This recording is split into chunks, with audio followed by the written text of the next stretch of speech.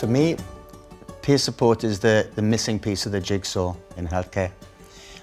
It's that lived experience that the doctors and the nurses can't provide. So they can give all the medical information, but the way to navigate how to live with HIV needs somebody that understands that process. And so the beauty of being able to talk to somebody with that lived experience is where the power of peer support really is embedded. So if there were people who are feeling really lonely and they don't really know anybody else living with HIV within where they live or within their cycle, for me I would say the first point of call would be either their clinician or their GP even. At the very least, they will know organizations, or they'll be able to refer them on to an organization, to a charity that supports other people living with HIV. Often people will go to the clinic and talk to a doctor or nurse, and that's their only contact around HIV. And peer support links then back to the voluntary sector, to group work, to one-to-one, to social events. And that ability then to think about better integration of a condition into your whole life. Peer support is amazing, and I think for some of us living with HIV, we think that there's no one else in the world that's going through the same stuff that we're going through. And we can feel really, really isolated, and it's only when you meet other people living with HIV that you realise you're not the only one, and actually the way to live well is to meet those people who become utterly inspirational for you. I think it's really important to connect, because when I do connect with somebody and they've connected with me, I'm probably the first person that they've connected with that is actually living with HIV as well.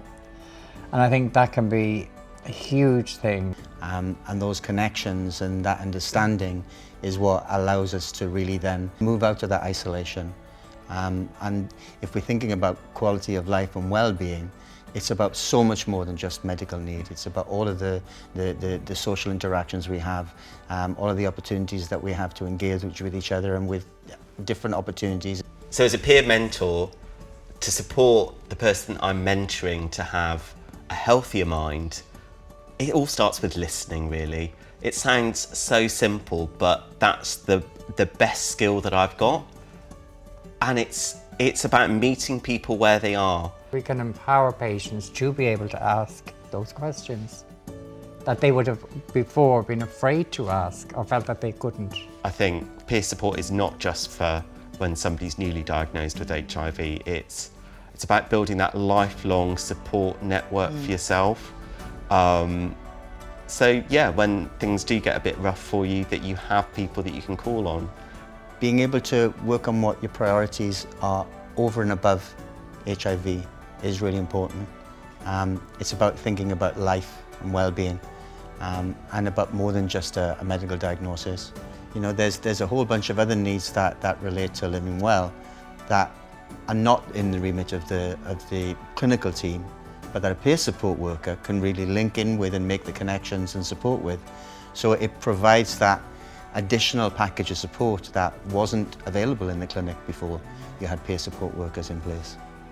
I think the movement of peer support and how it's just been accelerated over the past number of years has also transformed my work as a clinician, because if you're there with someone and you're trying to give them information, you've got a really limited time to do that, and you see a snapshot of their life. But with peer support, you've got something to offer, and that for me is transformative.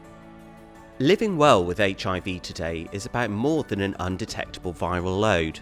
It's important to think about health and well-being. To help you live well with HIV, speak to a peer mentor or a support worker. And if you're part of the wider healthcare team, recommend peer support. And always ask about their overall health and well-being.